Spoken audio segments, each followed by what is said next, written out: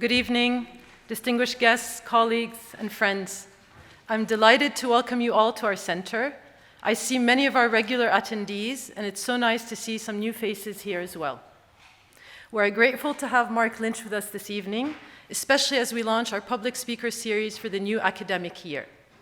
It is not his first visit to our center, to Jordan or to our center, so this is more of a welcome back.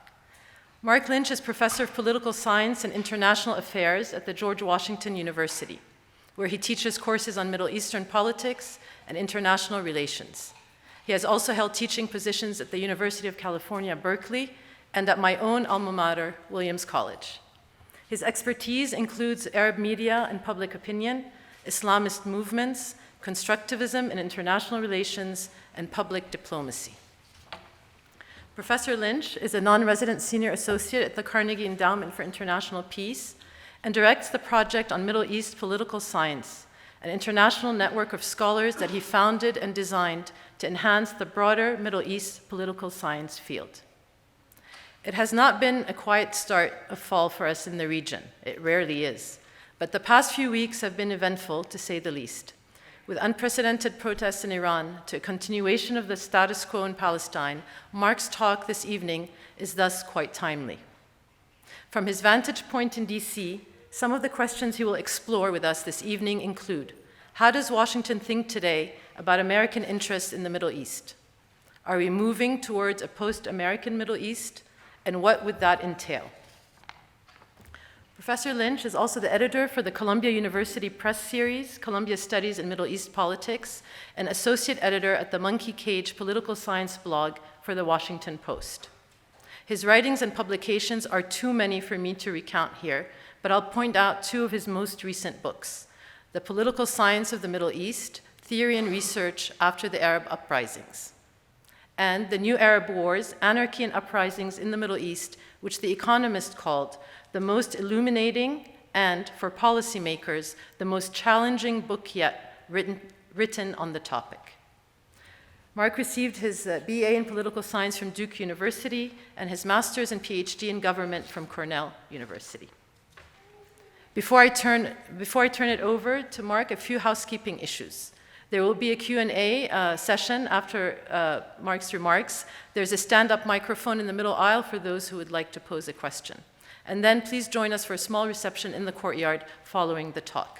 Now please join me in welcoming to the stage Professor Mark Lynch.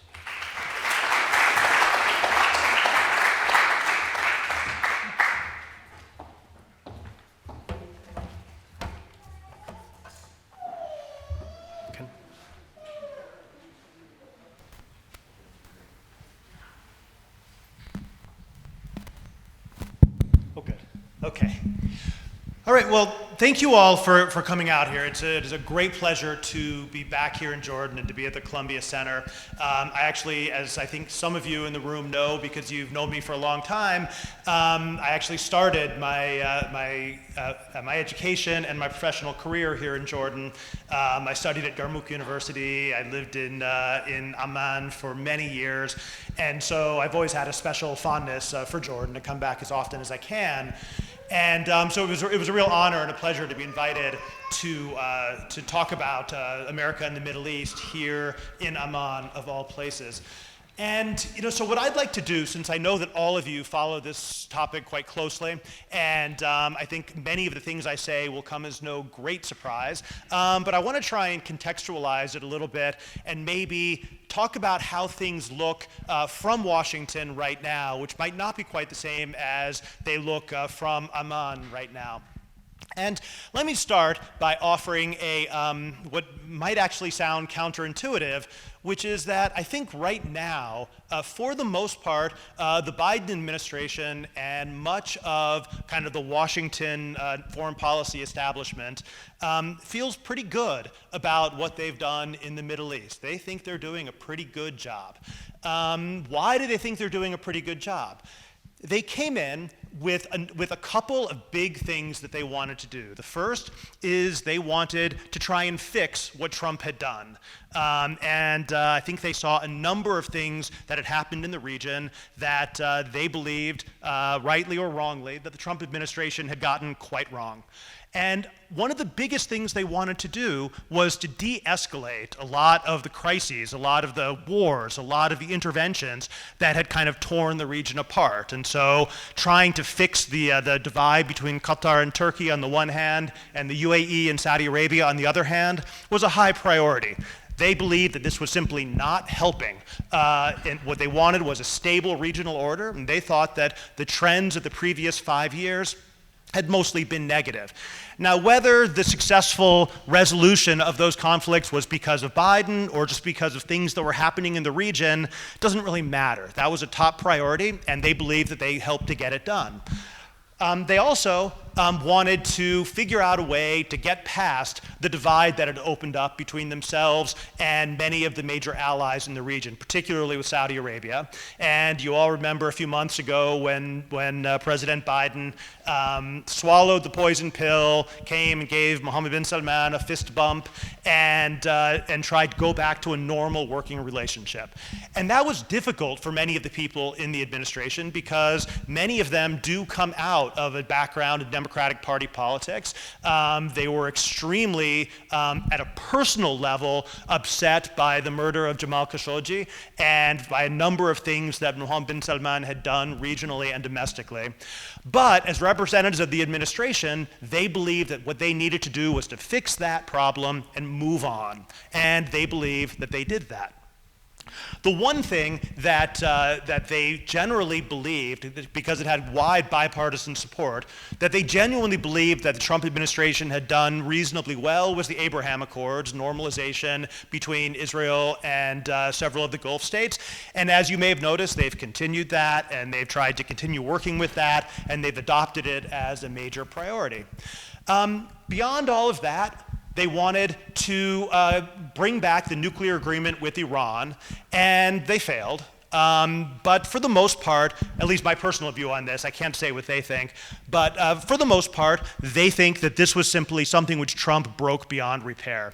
By pulling out of the JCPOA without cause, that it simply made it impossible to have a credible bargain. But they tried really, really hard. And I do believe they tried really, really hard. And I think from their perspective, which is what I'm trying to give you right now, from their perspective, they did everything they could. And the failure of the JCPOA negotiations are the responsibility of Tehran and not the responsibility of the United States. They did everything they could. And I think at some level, they're not terribly as upset about that as you might expect them to be, because they knew that a return to the JCPOA was going to be politically controversial. It was going to be something they would have to defend politically. They didn't necessarily want to do that going into the midterm elections. And it actually feeds quite nicely into what they consider to be their strategic vision for the region. And contrary to popular belief, they do have a strategic vision for the region. What they want is actually quite similar to what most American administrations have wanted at some point in their administration's course, and that is to build a functional regional order in which Israel cooperates with the Arab states against Iran. The containment of Iran is what binds together Israel and America's Arab allies, and if they can do that and build a strong, functional alliance of some sort, then from their perspective, this means that the United States can, in a sense, offload some of its obligations, and it can work with its allies while investing less in the region. Because the other big part, as I think you're all aware, of this regional strategy is part of its global strategy, which is that they want to do less in the Middle East. They believe that the United States, from the Bush administration onward, has been overinvested in the Middle East, and it needs to stop being so involved in the wars, in the interventions, and be able to focus on what really matters. What really matters? So this is something which might not be obvious to people here. What really matters to them right now is Ukraine and Russia. They believe that this is a defining war for Western civilization, international order, and the like, and they believe that they have done a very good job of organizing an international coalition and supporting the Ukrainian military. and preventing Vladimir Putin from winning an easy victory, and that this is actually something they've done quite well. I think many people in the Middle East don't recognize how absolutely furious people are across the partisan divide in Washington that Saudi Arabia in particular has not in any effective way joined that coalition. This is seen as a betrayal.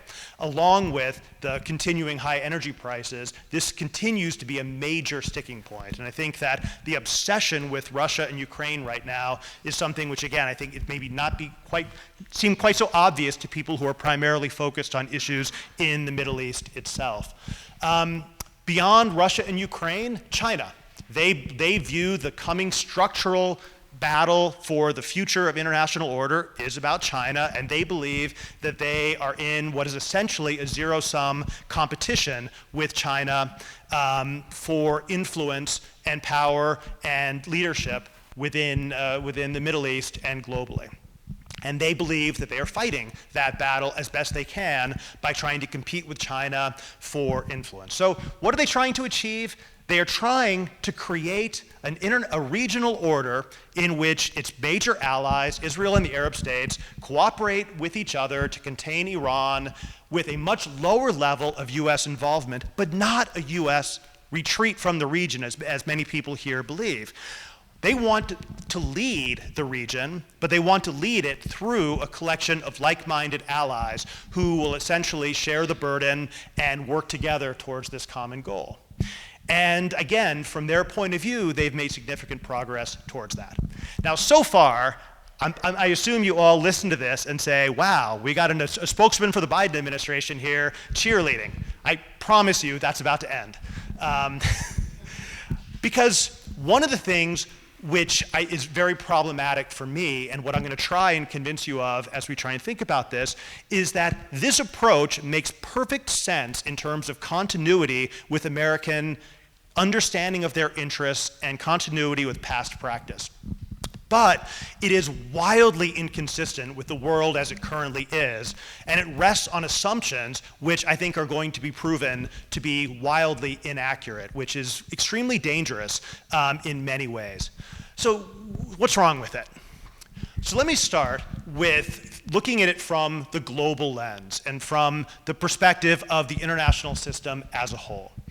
And here, one of the things which is extremely clear is that the people who are organizing and running the Biden administration's approach to the Middle East and to international relations in general, they're very much creatures of the 1990s, of the Clinton administration.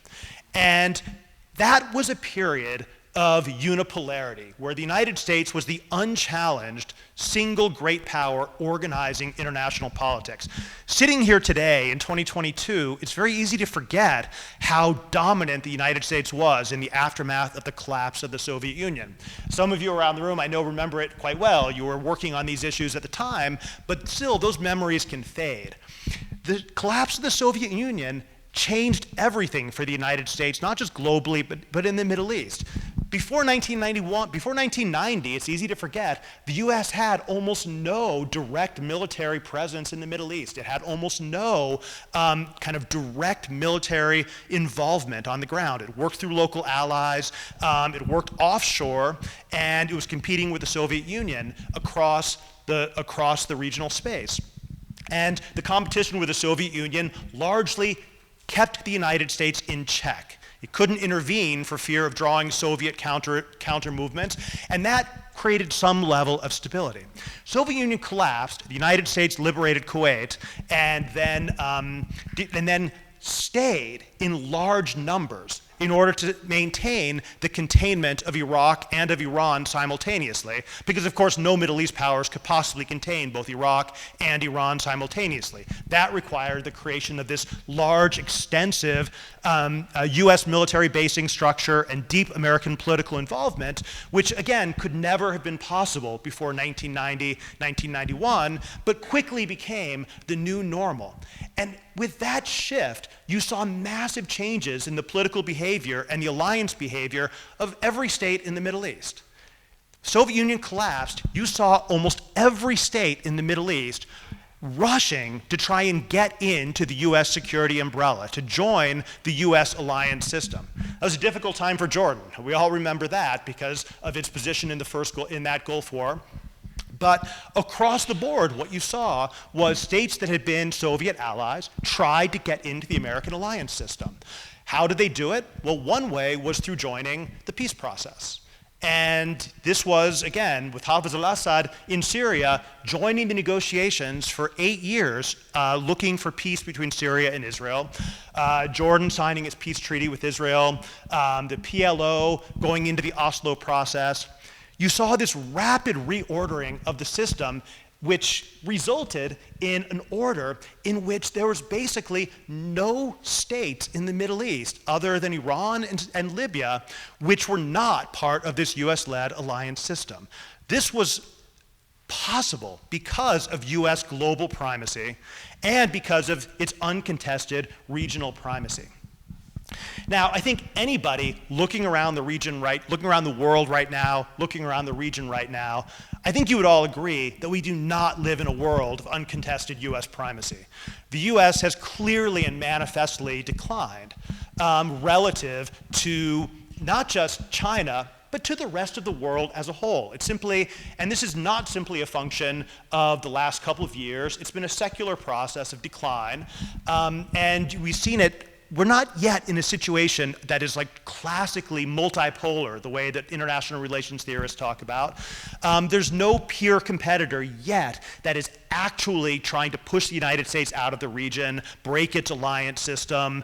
You're not seeing any major states in the Middle East, actually any states in the Middle East, kicking the Americans out and bringing the Chinese in or the Russians in. But they're certainly talking about it.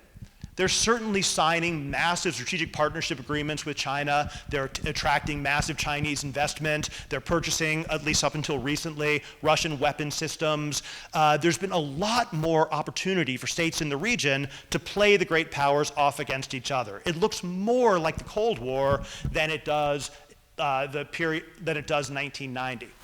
It's not the Cold War. And this is something which I think is very difficult for people in Washington to process, and particularly with regard to China. For Russia, even before their invasion of Ukraine, I never thought that they were that serious of a competitor to the United States in terms of being an actual peer competitor. They don't really have much to offer Arab states. They can sell, substandard weapons, but what do they produce? They produce oil, same thing that the Middle East produces, and that's basically it.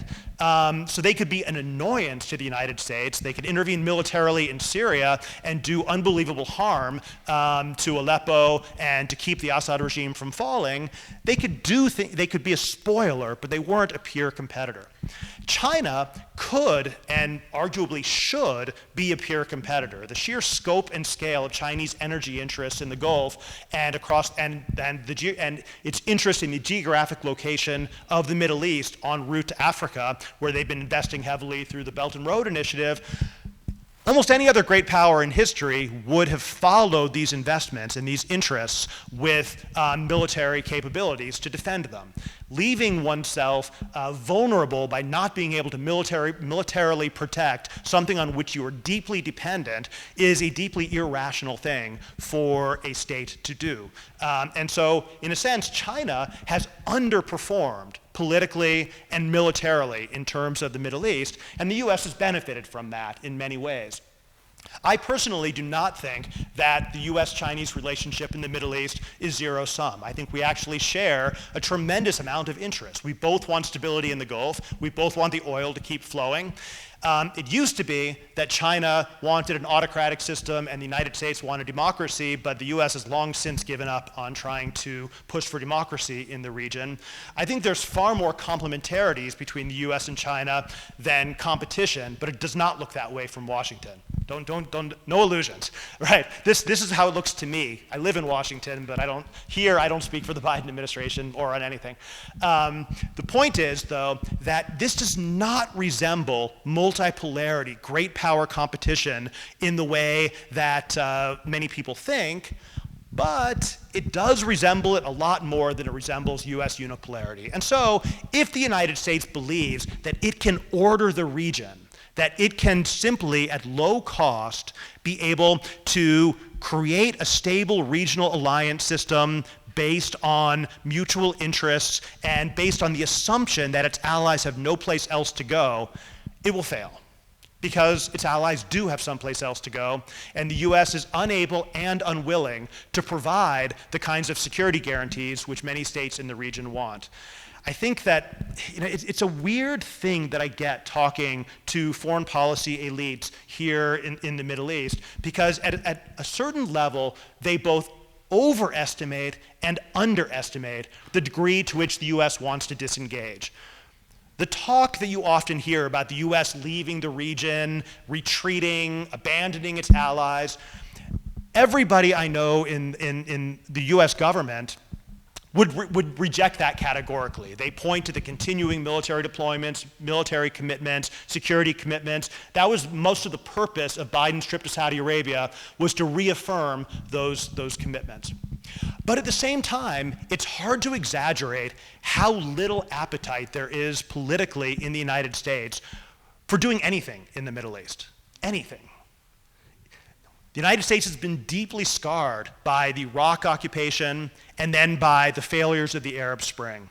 And that has chastened both of the communities that used to advocate for greater involvement in the Middle East. The Iraq War was humbling to the neoconservative hawks who thought they could use military force to rebuild the region. The lessons that most people in the United States took away from that is don't get involved in wars in the Middle East. That was the big reason why Obama did not want to intervene in Syria at any cost, and it's why the United States intervened in Libya only by leading from behind and relying on the Europeans and its Gulf allies to do most of the actual work. And it's why I think you saw the Trump administration when Iran targeted the only thing which he really cared about in the Middle East, the Saudi oil refineries at Abqaiq, he declined to do anything in response. There simply is, despite what you hear from the hardline hawks about Iran, there is simply no political appetite for a large-scale war in the Middle East. In the United States, it would be politically devastating, and it would tank the economy, and it would have almost no public support. And that has been a consistent, from Obama to Trump to Biden, despite all their differences in personal style and language and rhetoric. On the other side, there used to be a large community of people who wanted to promote democracy, who wanted to change the region in a positive way. I count myself among that community, and I still do. But I think at the level of policy, the general consensus has been that Obama's attempt to support the Arab Spring in 2011 failed, and it was a costly failure, one which really won't be repeated.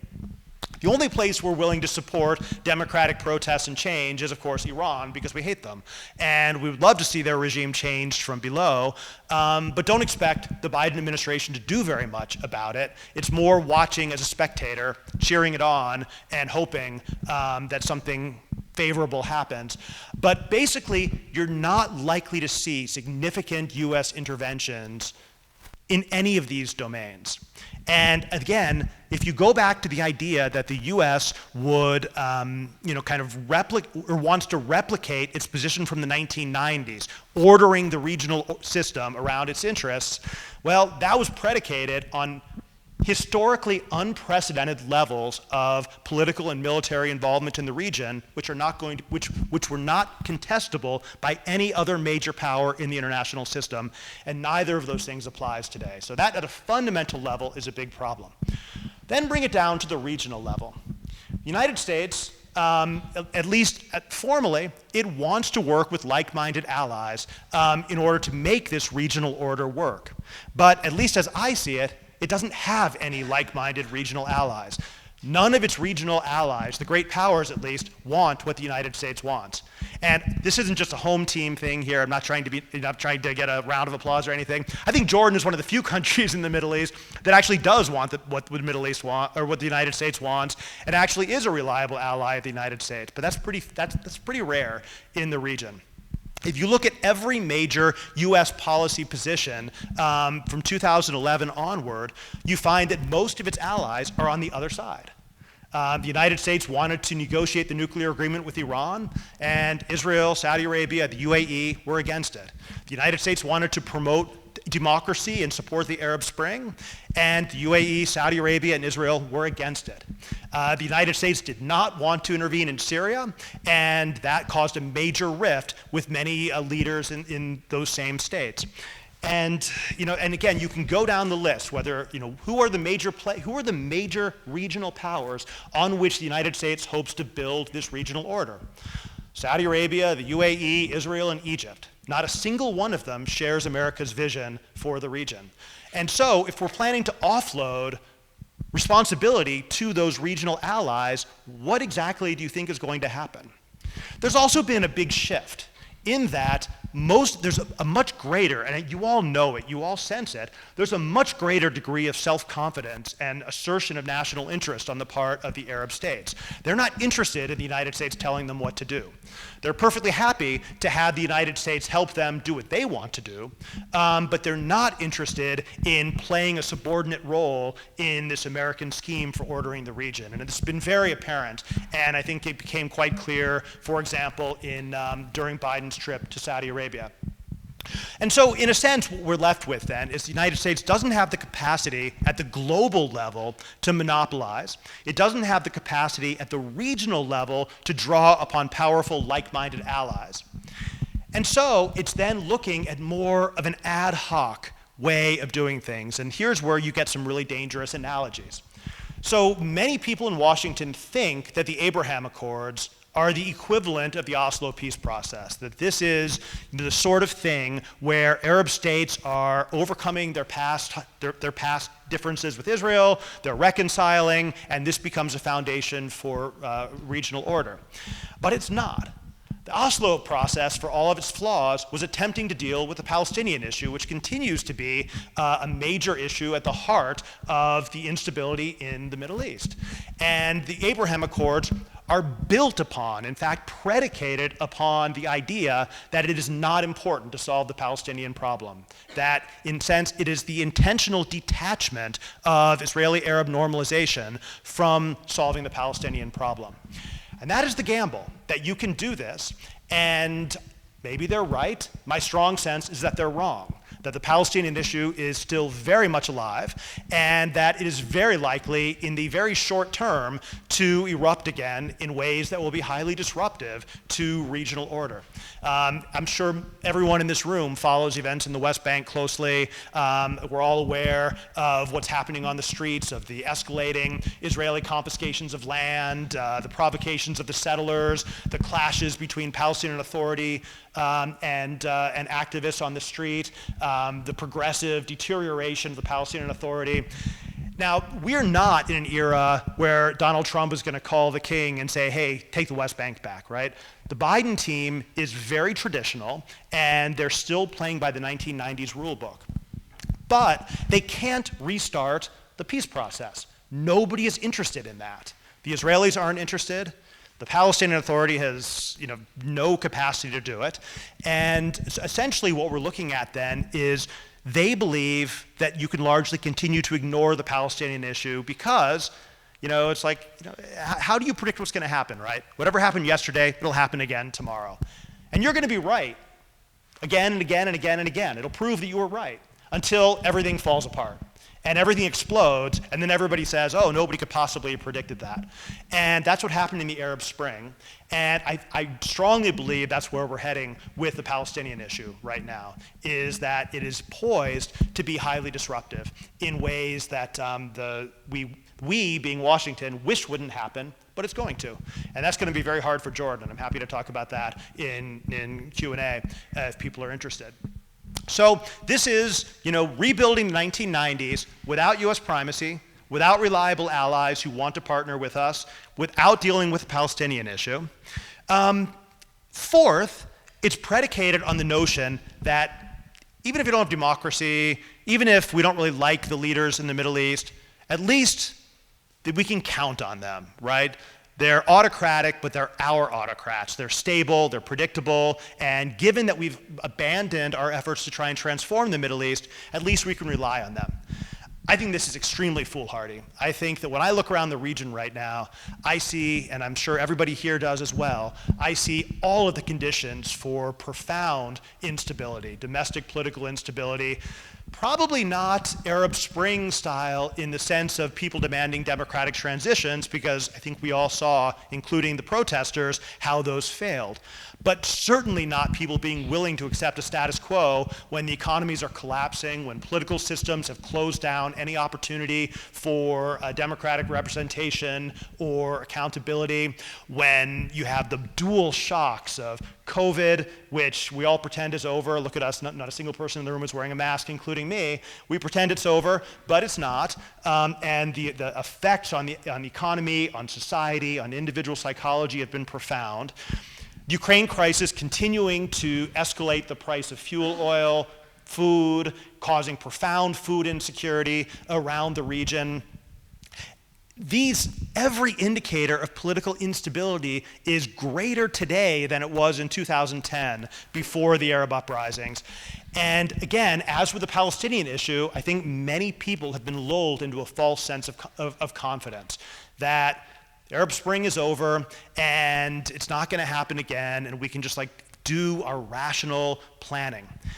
And I don't know what world they're living in. We've had major and maybe not democratic, but major popular mobilizations in the last few years in Iraq, Lebanon, Sudan, Algeria, and Iran.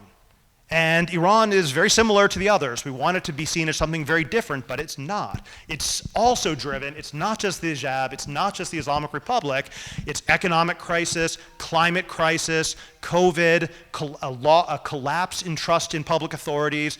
These are things which you see all over the region right now. And so in a sense, the question for me is not, will there be another round of Arab uprisings like the Arab Spring? It's where and when, and how disruptive they'll turn out to be. And so, again, now we're talking about trying to rebuild a stable regional order without primacy, without reliable allies, without solving the Palestinian issue, and while relying on regimes that are almost certainly going to face massive domestic political challenges. But that brings us to finally, at least we can all agree that we want to contain Iranian power, right? I mean, that's at least something you can build all of this upon. And I wouldn't contest that at all, except that I think that there's some real wishful thinking about the ability to maintain this in a stable way. Without the JCPOA negotiations, which have had a restraining effect on Iranian adventurism in the region, you could see a lot of the kind of surface level stability vanish overnight. The Iranian regime is feeling deeply threatened by these anti-hijab protests, and regimes that are feeling deeply threatened often resort to foreign adventurism as a way of distracting from those domestic problems. It's a great way of rebuilding national unity. Iraq, which is Iran's most important foreign investment, is a basket case in which is been unable to form a government, which has faced recurrent protests, and which there's again a place where Iran is facing challenges to its presence which it hasn't faced before. The truce in Yemen just ended today or yesterday, and the Houthis have consolidated their position there. There will be manifold opportunities for Iran to cause trouble around the region should it decide that it has an interest in doing so. And I don't believe that we've worked in to our collective understanding of regional order what those might be and what those might do. The ease with which they attacked Abqaiq, the ease with which Houthis can rain missiles into Abu Dhabi and Riyadh, these are things which are genuinely new, which didn't exist up until a few years ago. The ability of drone technology, the spread and dispersion of Iranian capabilities. And so, in a sense, again, these are things which we think can be put into this kind of stable holding pattern while we pay attention to China and Russia. And I think that's going to come back and bite a lot of people. So, where does this leave us? I want to leave plenty of time for questions and discussion, because I'm sure some things I've said will be controversial. I guess what I would say is that one of the fascinating things living in Washington right now is that more people than you would think would agree with parts of what I've just said, or even all of it. But nobody has any idea what to do about it. It's been absolutely notable how few think tank reports have come out that have said, okay, here's how we solve these problems. People seem absolutely paralyzed by the magnitude of the problems. In the United States, the polarization between Republicans and Democrats, the aftermath of January 6th, the fear of Trump returning, the still likelihood that Republicans will retake the House and the Senate in a couple of months, all of this induces paralysis. And a Washington like that is not a place that anyone is particularly interested in creative rethinking of policy, of foreign presence, and the like. So my prediction is that the administration will continue on exactly as it is, right up until everything explodes in their face, and that we will, as a policy community, be largely unprepared to deal with it. And that's going to leave a lot of you here having to try and pick up the pieces from that. So, again, not a spokesman for the administration, and hopefully I've given you some food for thought. I try not to be unrelentingly grim. I'm struggling to find reasons for optimism, so I'd be happy if any of you would like to give some. But why don't I stop there, and we can just open it up, and I think there's a microphone.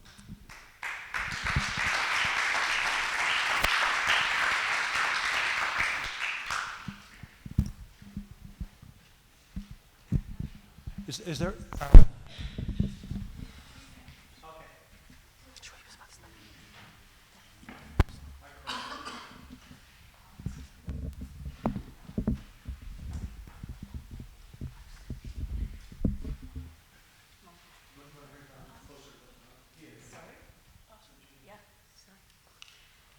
First of all, I'd like to thank you very much for really, I agree 100% with the second part, which is really your opinion. And one thing I want to point out is something that you stress, is really the instability is the Palestinian problem. Yani, even regardless of any administration, to be honest, I've read a lot, I've read all the strategic plans of America, etc. Whether Democrat or Republican, I want to be frank. To us, as Palestinians, it doesn't make a difference. Because they say they do roadmaps, they do Oslo, blah, blah, blah, blah, blah. But what's the end result? We cannot see results on the ground. And that's why I can be very frank. I'm not sure how serious I can take the American government. Thank you. I don't disagree with you, and I think that the only time that they've really taken it seriously was during the 1990s, during the Oslo years, when they genuinely tried to push the parties together for a two-state solution. They're still trying. So the Bush and the Trump administrations each largely gave up on trying to build a two-state solution. Obama tried, faced political backlash, and immediately gave up. And Biden has done nothing to try and push towards it. And I think that does leave us in a position where the US is simply not, either they don't believe it's possible, or they don't believe it's desirable, or they don't believe it's necessary. I would largely, for the Biden team, I would say it's largely they don't believe it's necessary or possible. But again, it also comes down to this gamble that they believe, a lot of people believe, that everyone's been saying it's going to blow up for so many years, and it's never happened. The Palestinian Authority can keep things under control, the Arab states don't care, and they'll normalize anyway, and they believe with the Abraham Accords they've been vindicated by this. I believe they're wrong, but I think that what I'm just trying to do is convey the thinking in a lot of Washington right now, and why I think that's going to end up being a big problem.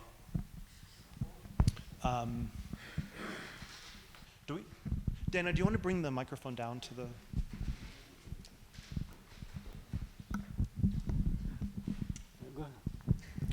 Thank you, Mark.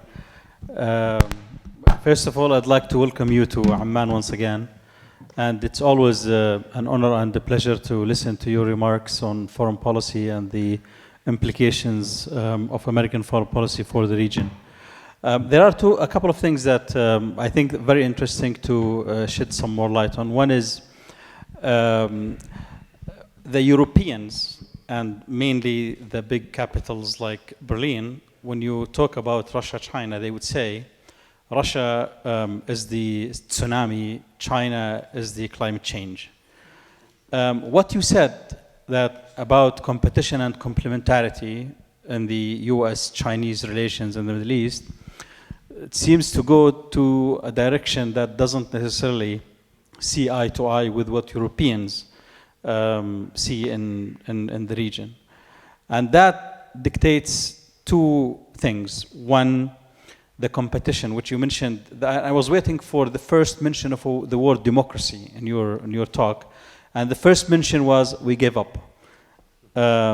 So today, the alternative to that is the model that is being presented by China, effective government, that delivers high levels of economic growth. It has a major global economic power, and it can project economic power and military power to follow. And political influence is not matching yet, but it is on the way to go. And probably that goes in line with the European understanding of the climate change analogy. And the second thing is, when that model of effective government is being emulated, you have the MBS model in Saudi Arabia, the MBZ in the Emirates, the Qatar, the Egypt. That model seems to be appealing. Think of a couple of other things that took place recently.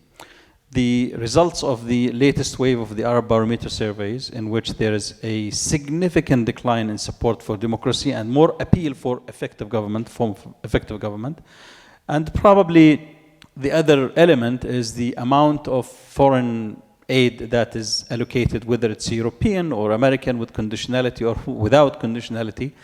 That language has disappeared to a large extent from all the agreements, etc. So I was wondering whether that will mean what you said something about Jordan-US relations, as probably Jordan is the most consistent, if I got you right, with American policy, despite the differences on other issues. So what does it entail for the future of American-Arab relations, given the two main factors, effective government versus democracy, China-Russia competition, complementarity in the region? Thank you. Well, those are great questions, Faris. Thank you. So let me go in reverse order. On your second question about aid and things like that, it's just really noticeable that, and sort of what I was trying to get at the beginning, is that the Ukraine crisis is swallowing all of that. You're seeing the amount of aid I'm sure you're seeing it in real time, the aid for Syrian refugees across the region is drying up, and that's being used, and it's being redirected towards Ukrainians, and kind of weapon sales. It was stunning to me when someone tweeted this out, that the big military aid package for Ukraine was larger than Tunisia's GDP. It's since been matched by another tranche comparable, and it's going to keep going probably until the Republicans take office and cut it all off. And then there'll be that, by the way, is most likely Putin's strategy towards victory, is right-wing governments take over in Europe and the United States, stop supporting Ukraine, and the current momentum goes away. But I think that that part of it, in terms of investment, in terms of and it's not just the Middle East. The U.S. investment in Africa has almost disappeared. They basically abandoned the field to the Chinese. And so kind of in all of these ways, you're seeing the obsession, and it's a justified obsession with Ukraine. This is something which the United States needs to be doing, but it's consuming resources and attention which used to be devoted to the Middle East. They're still trying to keep an eye on China, but everything else has fallen to third, fourth, fifth priority. On your first question about the China model, I think you're absolutely right about how it looks inside the palaces, right? I mean, if there's declining demand for democracy and there's growing appeal for this model of effective government, effective autocratic government, the UAE model, what MBS is trying to do in Saudi Arabia, then that flatters what every leader believes, that if they could just not have to respond to public opinion, then they could get things right and be efficient. And the problem is that time and time again, the opposite happens, that as you become autocratic, leaders become corrupt, they become out of touch, they become focused on holding power rather than on improving the conditions of the people. I mean, look around the Arab world. We have no democracies. And have we seen any substantial improvement in the lives of people? Have economies gotten better? Have living conditions gotten better? Have social conditions gotten better? No, they've gotten worse across the board. Iran's a dictatorship, an autocracy. Have things gotten better for Iranians? No, not at all. Kais Saied suspended the constitution in Tunisia, dissolved the parliament, and established one-man rule in the country. And they don't have any bread, sugar, or coffee on the shelves of the grocery stores. Are their lives improving? Is this effective government? You can have effective government, I believe, autocratically in places like Qatar and the UAE because they're incredibly wealthy and they have a tiny number of citizens. But you get out of that space, and I think that the connection between autocratic government and economic development largely disappears. Since Sisi took office in Egypt, there's been, the finances have just absolutely collapsed. They're investing all of their money in these giant showcases, building, administrative capitals in New Cairo, buying weapons and the like. And their foreign debt has exploded. They can't service their loans, and they've become an economic basket case with unfettered autocratic power. So I do believe that there's definitely a preference for autocratic government which will deliver economic growth. The problem is that the autocratic government is not producing economic growth, and so I think that link disappears. I think if it were the case that Kais Saied, for example, could deliver an economic revival in Tunisia, then yeah, I do believe that a lot of Tunisians would be perfectly happy to have an effective leader. That's what the Arab Barometer results show. They'd rather have an effective leader than a democratic system. But what they're getting is the worst of all worlds, autocratic leaders that don't make things better. And I think that's the biggest problem in the Middle East right now, even though again, people in Washington have largely given up on trying to deal with it. I mean, I think that is the problem, I think. But it's a great question, and I think that people have to grapple with this, because the change in attitudes and the declining support for and faith in democracy is really troubling. It was something like a 10 or 15 point drop across the region, across 13 Arab countries. There have been largely stable levels of support for democracy, like 75% roughly, and it dropped to like 60% in this wave of the Arab Barometer survey. Huge drop. They haven't never seen anything like it before. So it's definitely something real. Sir? Well, thank you so much, Mark. I much appreciate what you said. All the ideas are very interesting. I would like to pick your brain on two things, if I may. When Biden came and met with the leaders in Saudi Arabia, he did say that the United States will revisit the repositioning lead from behind policy, which he was part of when he was Obama's vice president. So it seems that there is a rethinking of that. It seems that he believed that this was not an efficient policy anymore. And maybe what happened in Ukraine actually highlighted the importance of the Middle East. What is your prediction on a lead from behind two policy would look like? Is it going to be, as you described, just relying on allies, or getting more involved, maybe just rely on foreign aid and diplomacy more? What would that look like? That's one. Second, on the Abraham Accord, if I may, in Jordan in specific, how you think this is affecting the position of Jordan in the United States and in the region? Because as you know, our position was, we did this in 1994, we're definitely with it, not against it, but we think that you guys could have gotten a better thing from Netanyahu out of this. How do you think this is playing in Jordan interest or favor or not? Thank you. No, great questions. And on the leave from behind thing, I mean, I think Biden's purpose in the trip, once it became clear that Saudi Arabia wasn't going to give him what he wanted on oil, was to kind of reassure allies that the United States wasn't leaving, and the more leadership and all of that. And I think you make an excellent point that the Ukraine experience this is really something which, the Biden team thinks they've handled very well, and they have. Revitalizing NATO as an institution, bringing together this vast, mostly European coalition, effectively arming and supporting the Ukrainian military. I mean, this is something which, I think, it's no small task, especially if you remember how divided the Europeans were on this issue just before the invasion, and if you think about how energy dependent the European countries are, dependent on Russia. So that was, I think, a really interesting example of kind of exercising leadership in a way that had tangible results. The question is whether that is fungible. Does that translate over into doing the same thing in other regions of the world? And at this point, what I see mostly is no, because they're so focused on the Ukraine part that they still would mostly like to keep what's happening in the Middle East on the sidelines. I think that the idea of leading, you have to lead somewhere. I think one of the things that made the Ukraine kind of leadership so effective was that there was a clear single thing to respond to. There was a focal point. Preventing Ukraine from being divided and annexed, arming, supporting them, pushing back on Russia. Those are very concrete, specific things. What you would be talking about in the context of the Middle East would be leading in the sense of this much more amorphous, unclear set of things. What are you leading to?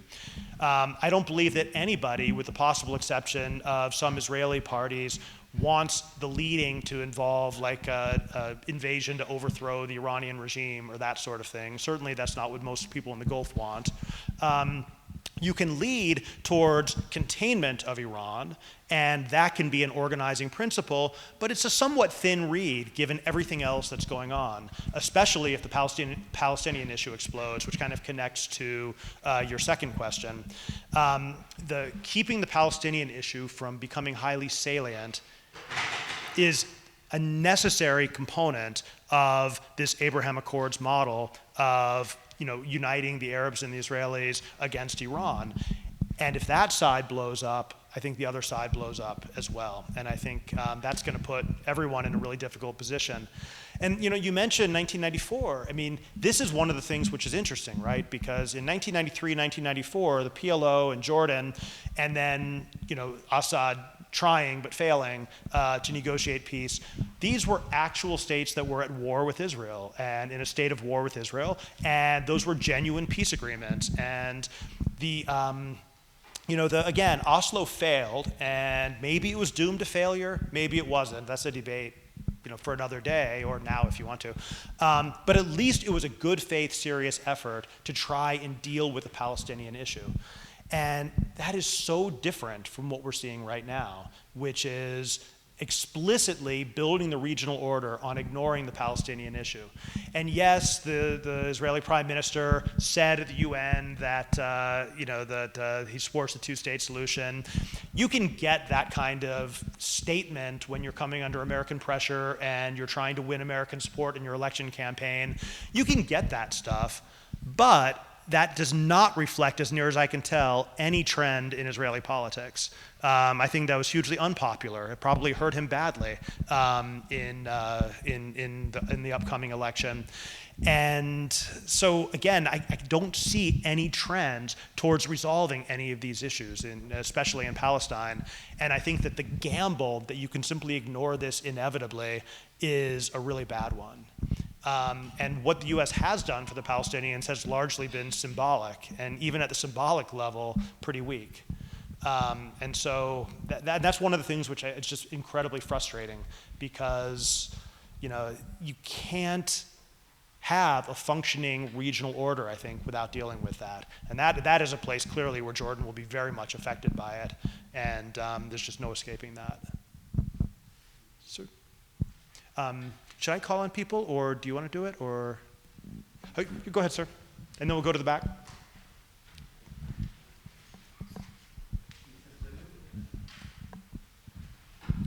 And then we'll come back. If there is a translation, it would be a much smoother journey for me to speak in Arabic, to express. تحكي عربي عربي حضرتك؟ كويس. اوكي. كل الاحترام لحضرتك بروفيسور، وارحب بك كتلميذ لامثالكم. لقد اكدت على مركزية القضية الفلسطينية، لكن سعادتكم دائما تتجاوز ليس بشخصكم الكريم، ولكن تتجاوز السياسة الدولية والأمريكية الدور الأردني في حل القضية الفلسطينية. القضية الفلسطينية أمرين: القدس بمكانتها الكبيرة جدا لدى جميع الأديان، واللاجئين.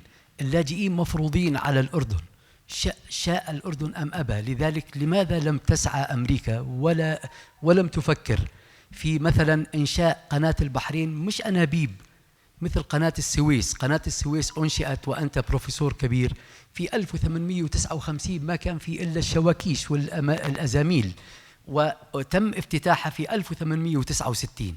59 في عهد أحمد سعيد، وفي 69 في عهد الخديوي إسماعيل تم افتتاحها بحضور الإمبراطورة يوجيني زوجة نابليون الثالث.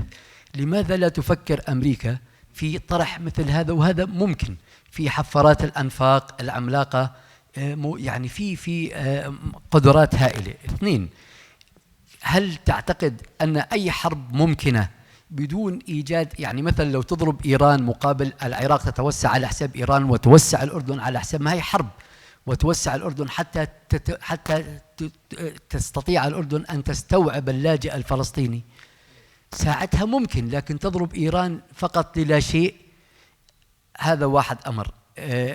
في الأمر الروسي الأوكراني، ألا تعتقد سيادتكم أن الحرب الباردة أساءت لأمريكا أكثر ما أساءت إلى السوفييت سابقا؟ القاعدة أساءت لأمريكا لما بريجينسكي في عهد كارتر ذهب إلى أفغانستان وقال زرع بذرة الإرهاب التي يعني كان الرحم منها استخبارات عربية. ما تأذيتوا أنتم؟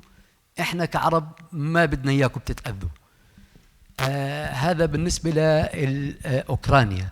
الصين، ألفريد ثير ماهان قال أو نصح أمريكا في نظريته البحرية العملاقة أنه أن تكون هناك 3000 ميل بحري موجودة كمساحة أمان في الهادئ على أمام سان فرانسيسكو. براسيل وسباراتيل معروفة، لكن الصين لها حق أيضا في أنها تأخذ مكانها. سؤال أخير معلش تحمل لي، في حال بوتين، وأنا أحترم بوتين كزعيم السلاف، وأحترم بايدن كزعيم لقبائل الغال. أنا ما زلت يعني بعتبره زعيم قبيلة الغال، إيرلندي، هو إيرلندي الأصول. حتى لما تحدث مع ليستراس تحدث قبل وفاة الوفاة المحزنة لإليزابيث الثانية، تحدث معها. كنت أتوقع أنه يحاول مثل كلينتون أن يحلحل أو يفكفك شفرة إيرلندا الشمالية أصوله. الآن سمعنا أنه بوتين يهدد، وإن شاء الله لا يهدد ويفعل، رغم أنه يفعل، أنه باستخدام الأسلحة النووية. ماذا سيكون ردكم؟ وإحنا أعتقد في الأردن لا نتمنى لأمريكا الضرر، وأكيد لا نتمنى لروسيا الضرر. شكرا سيدي. شكرا. Difficult questions. I mean,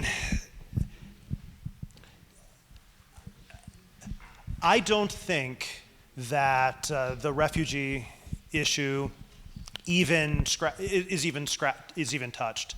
I don't think people even think about the Palestinian refugees anymore. Even if they think about a two-state solution, or they think about the Palestinian issue, all they can think about is a two-state solution and, you know, trying to find something like that. And I think even that is impossible at this point. I just don't think the conditions are there. But in terms of Palestinian refugees, I haven't heard a discussion about it in Washington in many, many years. The last time I remember hearing a serious conversation about the Palestinian refugees was probably during the Oslo years. And once you had the creation of the Palestinian Authority and they became the negotiating partner with Israel, then Palestinians in the diaspora are largely, disenfranchised. So maybe one of the things that happens is a reconstitution of something like the PLO used to be, Palestinian Identity and Organization in Exile. Or maybe that doesn't happen. I really don't know. But I do know that it's just not being discussed really at all. And again, if you think about the waves of refugees, the Syrian refugees, now the Ukrainian refugees, African migrants and refugees coming to Europe, those are the things which are really dominating anybody who's working on refugee issues. Those are the issues that they've been focused on for the last 10 years. Iraqi refugees before that. And so I'm not saying this is a good thing or a right thing, but it's not something which is really on anyone's radar, anyone's agenda at the moment. The only thing I'll say about America's view of the Russia-Ukraine thing is that, again, from a realist point of view, just a very realistic point of view, I think that the other states in the region, whether in the Middle East or China or anyone else, they have every right to their own view of it. And if I am sitting in Beijing, I don't need to view the invasion of Ukraine as a world-shaking event. I can view it as an opportunity to advance my own interests, to continue buying Russian oil, and to let the United States be distracted by something which is not China. If I'm in the Middle East, if I'm sitting in Riyadh, I have every right to consider where I want the price of oil to be and to not worry so much about where the United States would like the price of oil to be. That's totally legitimate. That's the way international relations work.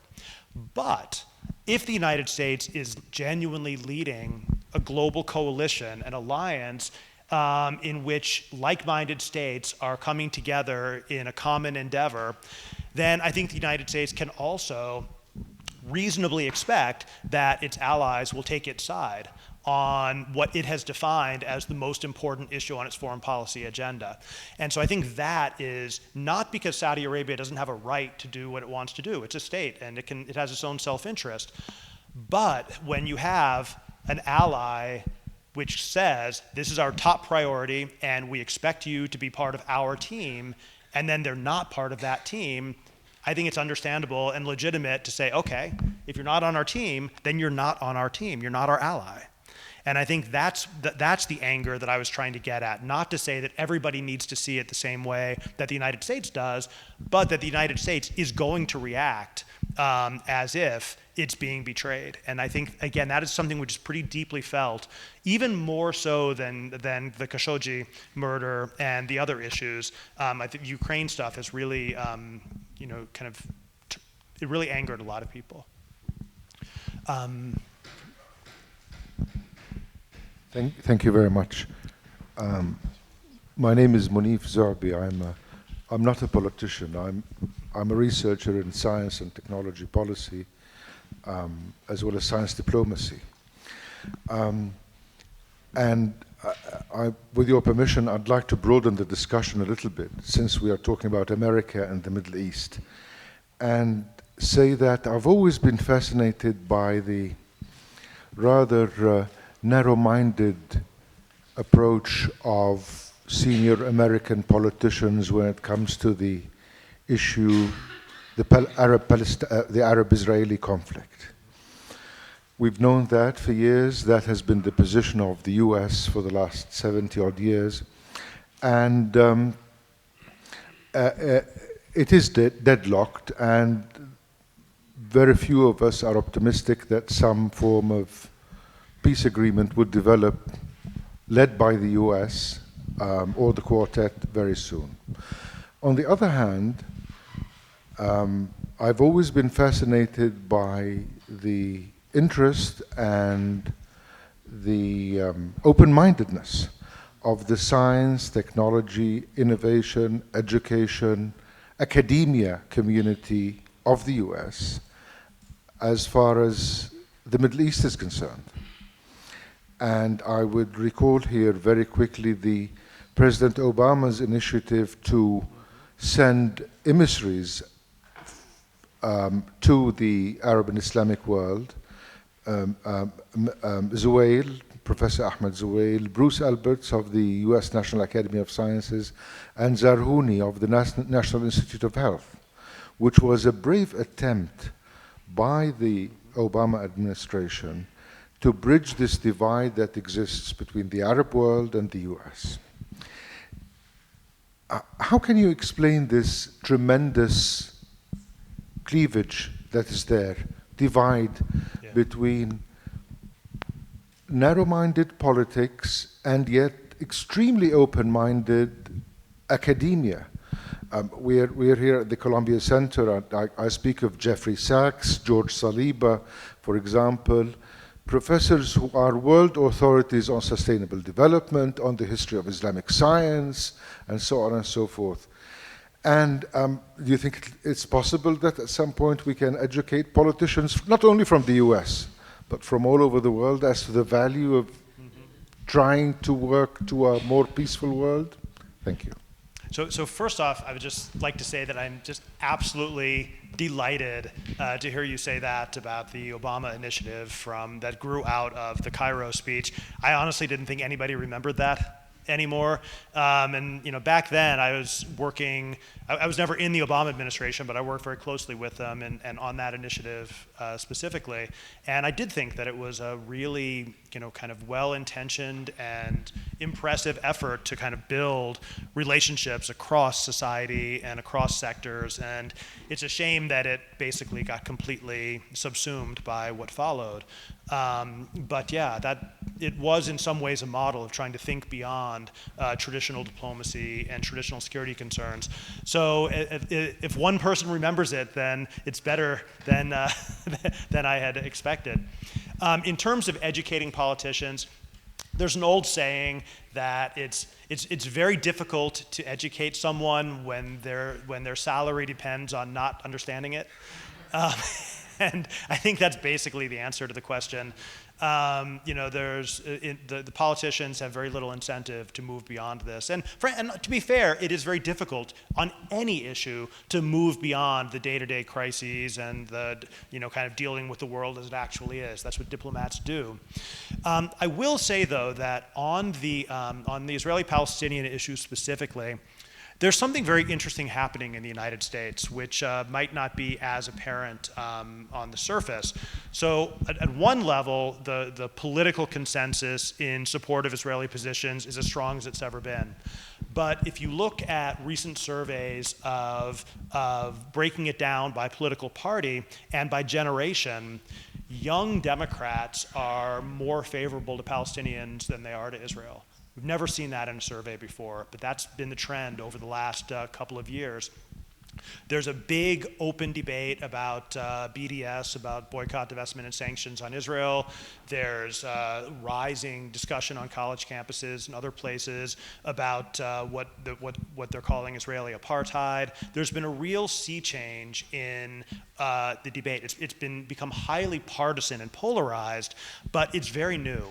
And I do think that the bipartisan consensus where there's basically one position and it's basically everybody shares that position except for a few people who are outside, kind of on the extremes, that's not the case anymore. People like Peter Beinart and others have really kind of forced open a discussion about this.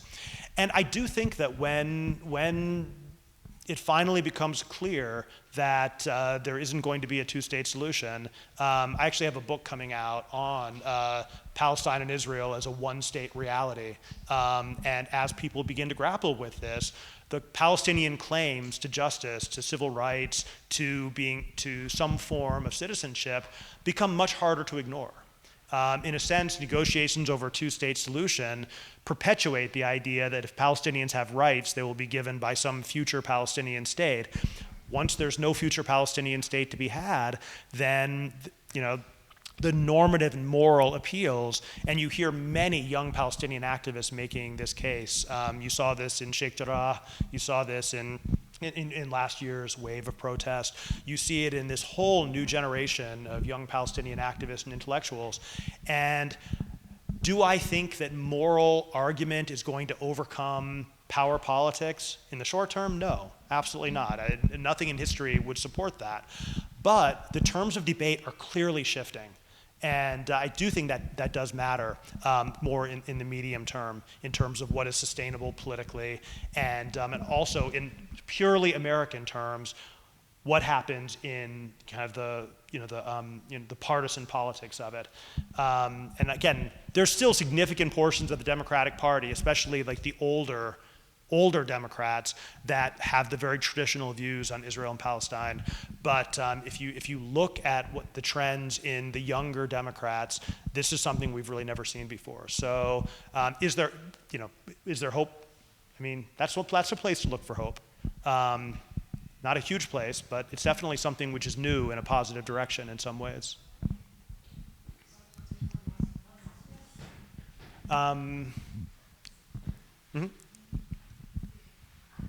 Oh, it's right behind you.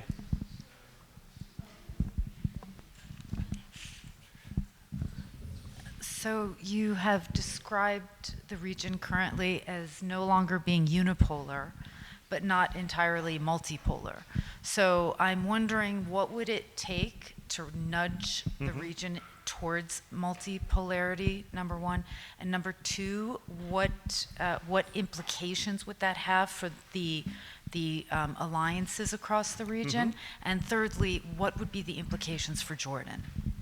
No, it's a great question. I would say that the two single biggest indicators, actually the single biggest indicator, would be the establishment of a Chinese permanent military presence in the Gulf, and not Djibouti. I mean, everyone has a base in Djibouti; it doesn't count. I'm talking about an actual, kind of displacing the United States as as contributing to the security provision in the Gulf, and actually competing with the United States for that. If you saw any major state, or even any state, shift its alliances, showing that there was an actual alternative to U.S. security patronage, that would also be a major indicator, but I think that would be a lagging one. I don't think that, for example, the UAE at this point would kick the Americans out and welcome the Chinese in, but I could see them allowing the Chinese to have a base alongside the United States, and at that point, I think we would be much closer to a multipolar Middle East than we are. That's what I've been looking for the last 5 years. I think they've come close several times, but haven't, for whatever reason, haven't actually done it. But I think that you don't have multipolarity until you have a genuine potential alternative great power ally, and at this point, you don't. Nobody was going to break with the United States and join with Russia. And there might be some, I mean, if you look at the scale and scope of strategic partnership agreements that Gulf states are signing with China, clearly there's a movement in that direction, but I've seen very little indication of anybody wanting to actually shift alliances, or an indication that China wants them to do so. But when that changes, I think you might see a reordering of the region as dramatic and fast as you saw in 1991. But again, I think we're years off from that. But it's also, to me, that used to be unthinkable because Americans believe that everything is going to be American forever. I no longer believe that. And so I think that, again, I'm not talking about this happening next year, but I do think we're moving in that direction.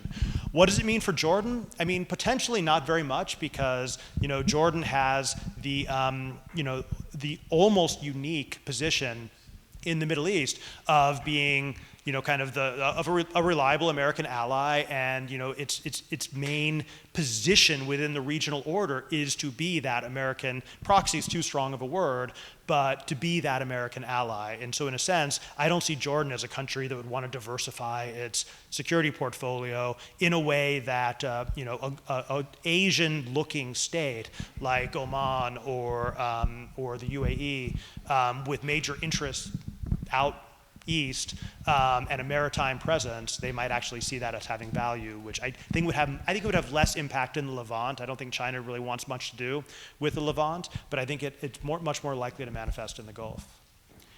I'm told that I need to stop, but I'm also told that we're having a reception outside, and I'd be happy to keep talking with people and answering more questions.